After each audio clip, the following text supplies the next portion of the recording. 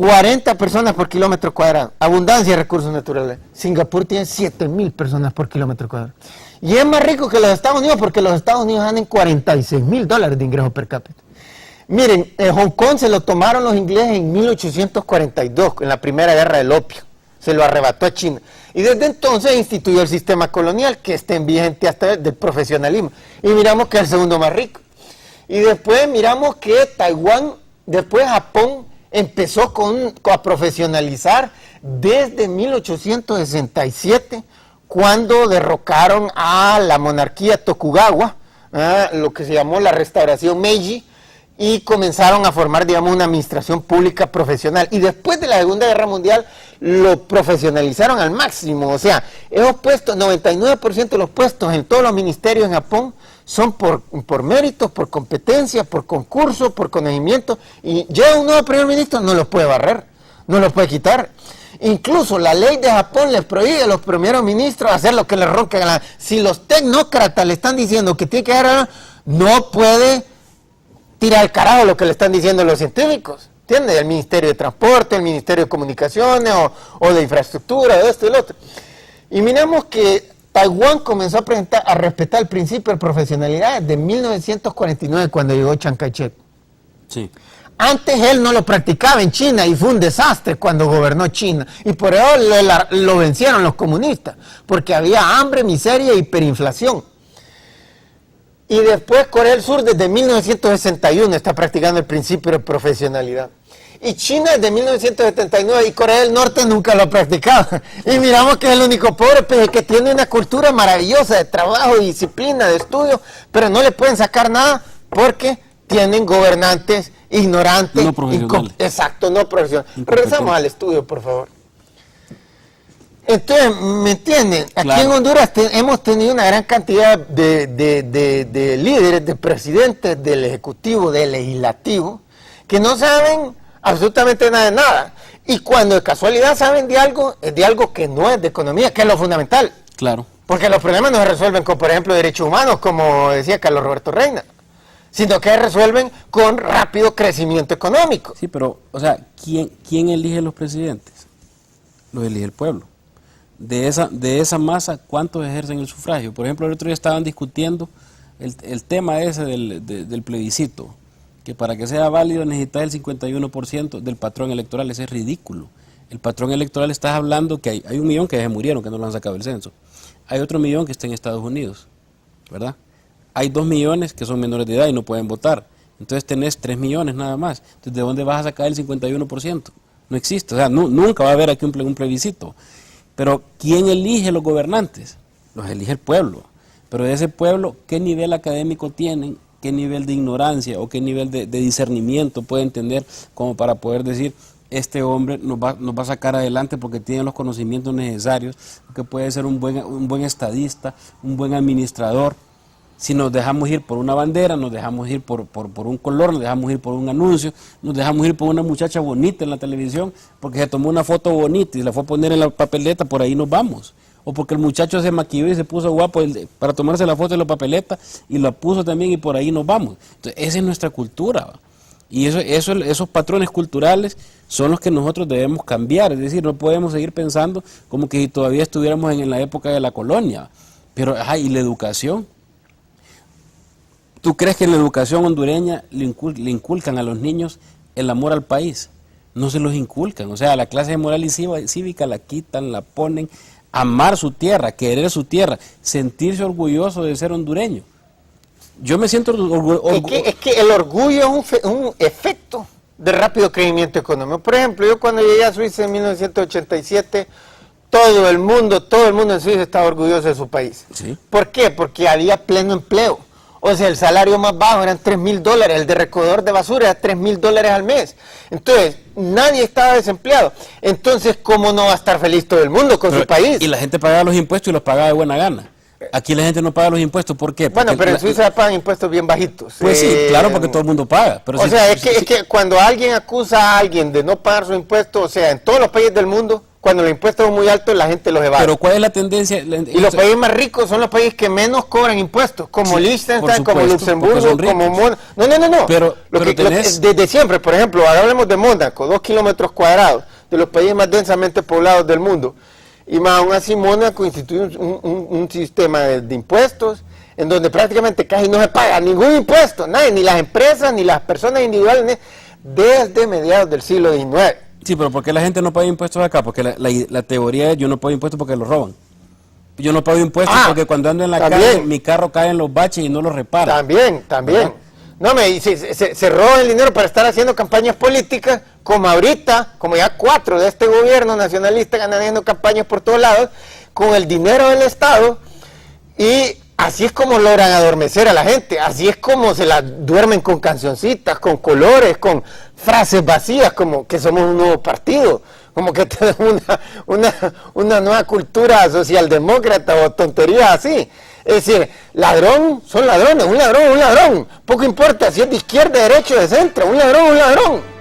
Entonces, ese es el problema, tenemos unos políticos que no tienen ningún sentido de la profesionalidad. Sí, pero nosotros los escogemos. Entonces, también no, pero es que lo adormecen el pueblo con aquel bombardeo publicitario, con consecuencia de todo el robo. O sea, una persona honesta no puede competir. Esa es parte de la incultura también.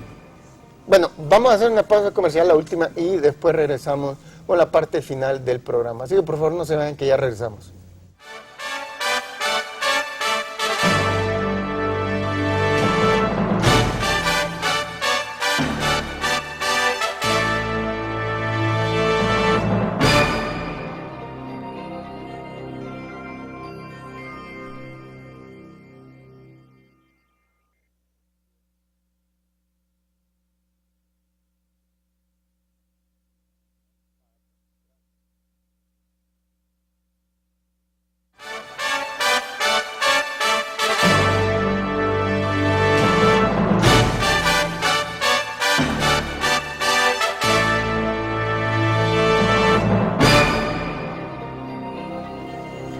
Bueno, estamos de regreso, estamos hablando con el abogado Yuri Melara, expresidente del Colegio de Abogados, sobre el tema del vínculo entre la cultura, la economía y la política. Y miramos el ejemplo del este asiático, nos muestra una gigantesca diferencia, exactamente la misma cultura entre Corea del Norte y Corea del Sur. Uno es de los países más pobres del mundo, y el otro es ya un país rico que en 1961, antes de que comenzaran a respetar el principio de profesionalismo, hasta ese entonces Corea del Sur era más pobre de lo que era Honduras en ese entonces. Tenemos unas estadísticas de inseguridad alimentaria. En este momento, abogado, usted oyó en el periódico que hay escasez de frijoles, hay escasez de arroz. Hay acaparamiento. Sí, dicen que es culpa de las lluvias intensas que hemos tenido, que ha arruinado una gran parte de la cosecha. Eso es verdad. Pero aquí siempre hay escasez de granos básicos. Sí, pero eso se llama acaparamiento, no se llama escasez. No, pero es que en otros países también especulan con todo tipo de productos. Solo vaya a meterse a la bolsa de valores de Nueva York. Ellos especulan con todo, desde petróleo hasta acciones, bonos, cualquier cosa, ¿verdad? Granos básicos por tonelada. Ese es el objetivo de quien está bursicoteando. Tratar de comprar barato y vender caro, si es posible, al segundo siguiente. Pero la gente no está muriendo de hambre, todo lo contrario. Los Estados Unidos es el país más gordo del mundo. Miramos la próxima estadística, miramos todos estos países gobernados por la gente más ignorante, más incompetente, más iletrada, más tonta de nacimiento del mundo entero. Y miramos Corea del Norte, que ahí todos son africanos con excepción de Corea del Norte en esos dos cuadros. Para el 2009, los países con mayor hambre, con mayor problema de granos básicos, de comida en general. Y Corea del Sur, miramos ahí ese gran problema. Hace como 10 años, 2 millones de personas murieron. 2 millones de personas. Pueden imaginar, un país con alguien dice es que los africanos, ellos les gusta estar bailando ahí, correteando mujeres. Ahí está. ¿Y los coreanos? Esos son disciplinados para trabajar, para estudiar, para ahorrar, parsimoniosos, hasta más no poder. En los Estados Unidos, había abogado que en los Estados Unidos la gente del este asiático, chino, japonés, coreano, que son, o sea, asiáticos americanos, man, esos tienen ingresos más altos y niveles de estudio más altos que los blancos estadounidenses. Trabajan doble. Y esa gente bien disciplinada tiene tasas de criminalidad más bajas que los blancos. Pero en Corea del Sur es un desastre el país. ¿Por qué? Gobernado monárquicamente por 3 ignorantes que no estudiaron nada, por 3 iletrados, por 3 oportunistas, por 3 buenos para nada. El poder, la historia de la humanidad nos dice, regresemos al estudio por favor, la historia de la humanidad nos dice que el poder no debe estar en manos de gente ignorante, ya sea de derecha, de izquierda o de centro, sino que debe estar en manos de la gente más competente. Dígame, usted cuando se enferma, ¿a usted le ocurre ir a donde el vecino solo porque le da autodidácticamente mucho por leer de medicina? O de curandero. O al médico brujo, no. Usted va a donde el médico, si cree que es un problema cardíaco, va a ir al cardiólogo, al especialista. Y si le sobra dinero, de ir a los Estados Unidos, donde sabe que los médicos han estudiado más y saben más. ¿Por qué? En toda profesión, ¿quiénes son los abogados que más ganan? Por lo menos en los países desarrollados, donde no hay trucos bajo la mesa, en los juzgados, son los que más saben de derecho. Claro, los que tienen su posgrado, su maestría, exacto, su doctorado. Los que mejor pueden argumentar, los que mejor pueden rebatir a la parte opuesta. Exacto. Y tiene que estar frente a un juez que también sea competente y que tenga también conocimiento, que no esté ahí por razones políticas o porque es amigo del uno o llegó por coyuntura, sino que realmente está ahí por oposición, porque hizo un examen, porque llenó todos los requisitos para poder estar ahí. Entonces, así se vale la pena. Sí, no, aquí hay un doble problema, ¿eh? Pero decir, sabemos que todas las profesiones, sobre todo en los países más desarrollados, el principio de profesionalidad es respetado en todos lados. Entonces, gobernar un país es más complicado. Es aplicar el mismo principio. Es más complicado que curar una enfermedad, porque mire, si usted quiere curar una enfermedad, usted todo lo que necesita es ser un buen médico. Pero si usted quiere solventar los problemas, los males de un país, usted tiene que ser buen economista, tiene que ser buen sociólogo, tiene que ser buen politólogo, tiene que ser buen historiador, tiene que ser buen ecólogo hoy día, porque el cambio climático presenta unos desafíos gigantescos a cualquier país. Es decir, usted tiene que manejar a profundidad una gigantesca cantidad de conocimiento, más que medicina. Y no pensar ni en quedarse más de 4 años, ni que los 4 años le pasen por encima y usted no se dé cuenta y que se termine rápido para ya sacar lo que va a sacar y que ya se acabe. O sea, realmente tener la conciencia y ser eficiente, es decir, cambiar la cultura, empezar por la administración pública, cambiar la cultura en el campo. No podemos ser productivos en un país donde el campesino empieza a trabajar, porque yo lo he visto, empieza a trabajar a las 6 de la mañana, a las 7 le llevan la comida, se para, arranca a las 9 y a las 12 se va. Eso no puede funcionar, ni tampoco puede funcionar en la administración pública tampoco.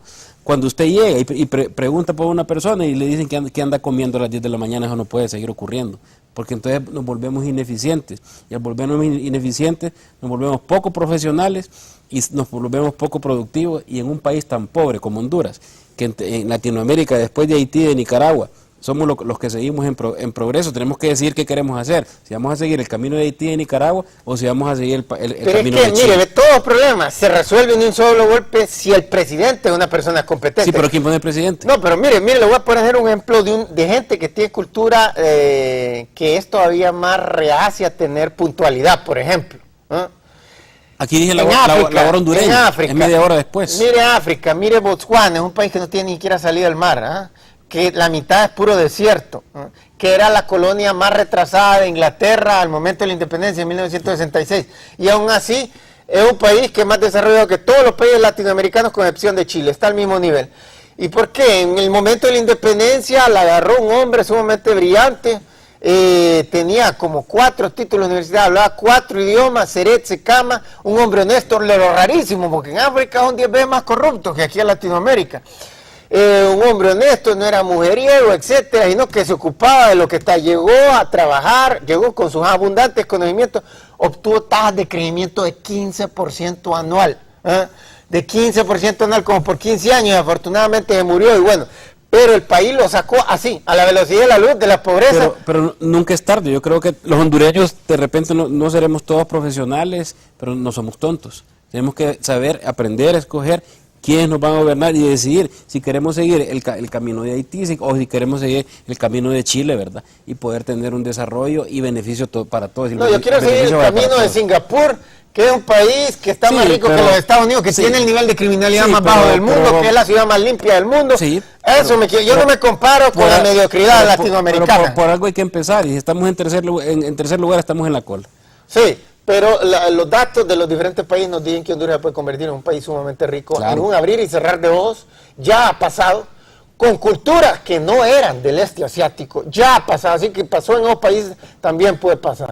Y miremos que Taiwán comenzó a respetar el principio de profesionalidad desde 1949, cuando llegó Chiang Kai-shek.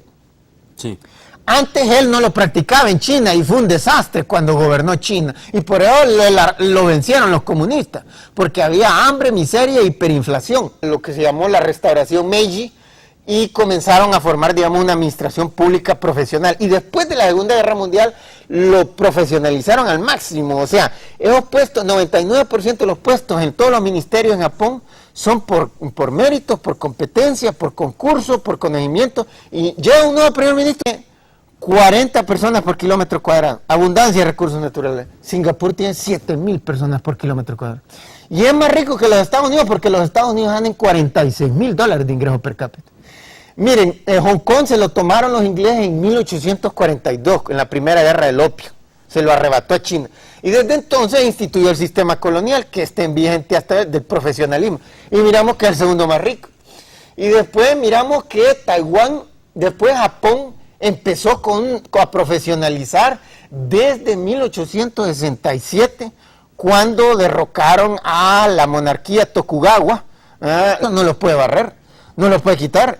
Incluso la ley de Japón les prohíbe a los primeros ministros hacer lo que les ronca la... Si los tecnócratas le están diciendo que tiene que hacer, no puede tirar al carajo lo que le están diciendo los científicos. ¿Entiendes? El Ministerio de Transporte, el Ministerio de Comunicaciones o de Infraestructura, de esto y lo otro.